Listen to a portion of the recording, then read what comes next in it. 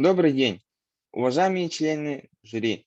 Меня зовут Крылов Вениамин, гимназист 8 Б класса Бирюнской юношеской гимназии имени Василия Васильевича Алексеева. Моя тема состоит в том, что надо изучить одноставные приложения на основе анализа текстов песен Виктора Цоя. Мгм.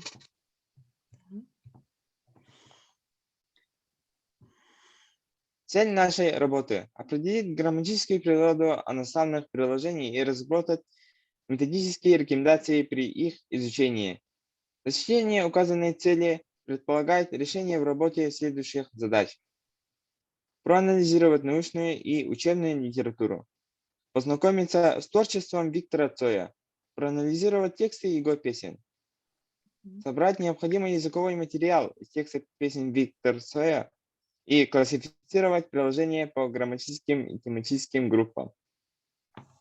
Разработать методические рекомендации для закрепления знаний о особенностях и типах одноставных приложений.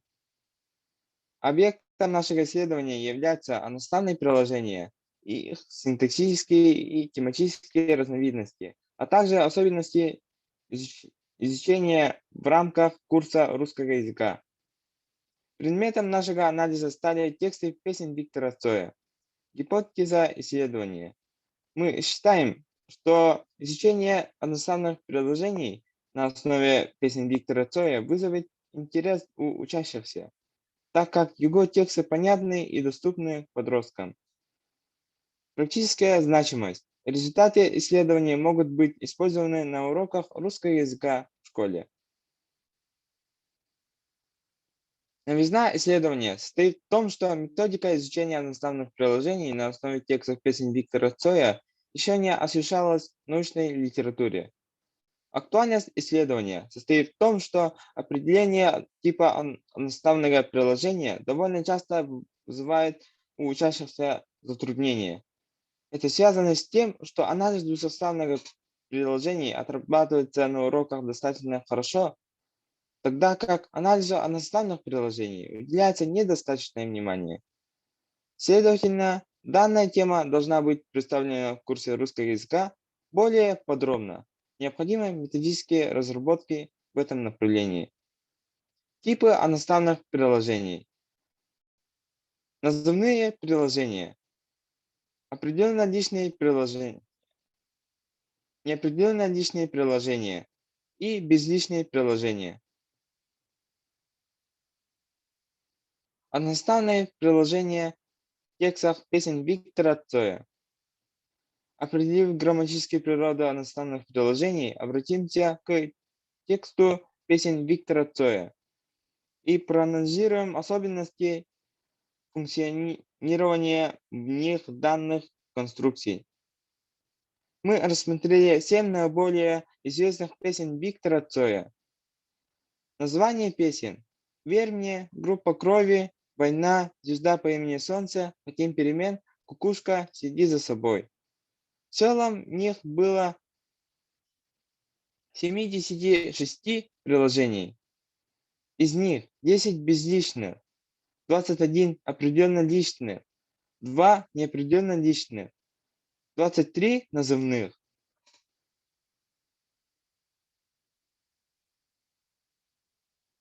Безличные приложения. Способ выражения сказуемого. Краткое страдательное причастие может показывать состояние среды. Например, и согрето лучами звезды по имени Солнце. Краткое прилагательное может показывать состояние среды. Например, и способен дотянуться до звезд и упасть опаленной звездой по имени Солнце. Может показывать еще состояние человека. Завтра кто-то утром в постели поймет, что болезнь неизлечима. Еще может утверждение. Мы знаем, что судьбой больше любим. Глагол «быть» плюс наречие может показывать утверждение. И мы знаем, что так было всегда. Инфинитив может показывать состояние человека. В городе мне жить или на выселках. Еще может показывать утверждение.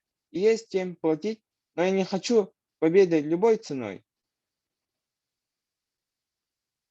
Определенно личные приложения. Первое лицо – единственное число. Нет таких глаголов, потому что автор хотел быть ближе к своим слушателям. Второе лицо – единственное число, потому что автор хотел создать ощущение живого разговора со своим слушателем. Песня «Верь мне», «Оглянись», «Верь мне 6 раз», «Дай мне все, что ты хочешь, что ты можешь» 2 раза. «Спи, я знаю, как ставить часы». Неопределенно личные приложения. Из 76 приложений неопределенно личными оказались лишь 2 приложения. Песня «Следи за собой». С помощью неопределенно личных приложений выражается только проявление человеческой деятельности. Деятель становится незначимым, так как важно лишь его действие. В отличие от определенно личных приложений, неопределенно личные приложения не выражают отношение автора к деятелю, производящему действие. В нем нет необходимости. Сравните. Верь мне, я сделаю все, что ты хочешь. Сегодня кому-то говорят «до свидания». Назывные приложения. Название песен. «Верь мне», группа крови, «Следи за собой». Пример песни «Верь мне». Это драка без права на отдых и лишний день. Итоги теста по иностранным приложениям, проведенного в 8 классах.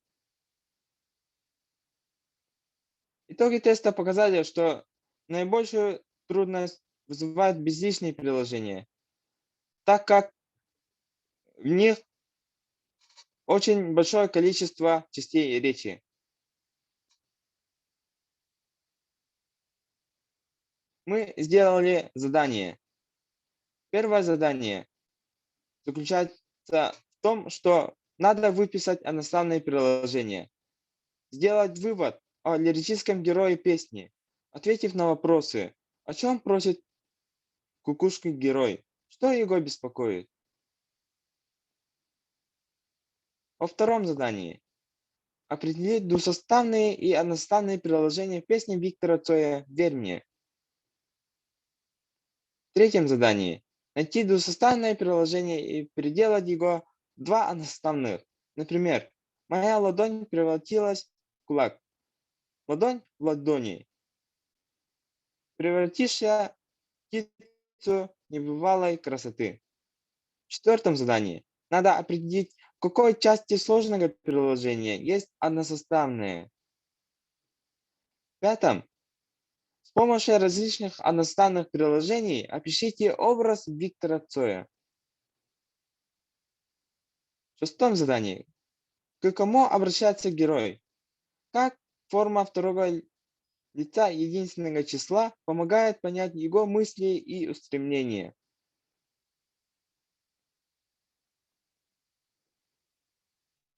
Заключение. Так в чем же секрет популярности Виктора Цоя? Нам кажется, в его поэзии, где он поднимал актуальные на все времена вопросы, как жить, что выбрать, и отвечал на них простым, понятным языком. Чтобы жить достойно и подобающе, необходимо первым делом совершить перемену внутри самого себя. Виктор это понимал и в целом ряде песен ставил во главу угла данный вопрос. В песне «Хотим перемен» говорится о том, что человек всегда должен искать причины внутренних проблем в самом себе. Мы рассмотрели 7 наиболее популярных песен Виктора Цоя. В них мы насчитали 76 приложений, из них 19 приложений сложные, 57 приложений простые, 59 односоставные, то есть 77% от общего количества. Виктор Цой использует в основном определенно личные приложения в своих текстах, чтобы создать ощущение живого разговора со слушателем. Он как бы обращается напрямую к нему. Неопределенно личные приложения с их акцентированием на действии, а не на деятеле, остаются без внимания автора. безличные приложения также встречаются часто в текстах песен. Это обусловлено тем, что они выражают состояние лирического героя, раскрывают его внутренний мир. Виктор Цой выбирал безличные приложения, чтобы быть ближе к своему слушателю. На языковых приложениях, по нашим наблюдениям, автор описывает не конкретную обстановку или события, как принято, а называет характерные черты современной ему действительности. В ходе исследования мы заметили, что в текстах много местоимений первого лица множественного числа. Автор создает ощущение единства со своим слушателем. Основываясь на текстах песен Виктора Цоя, можно эффективно изучать тему одноставные приложения, ведь его творчество несет в себе высокую воспитательную ценность. Учащимся легче видеть связь между понятием синтаксиса и темами, которые поднимаются в песнях.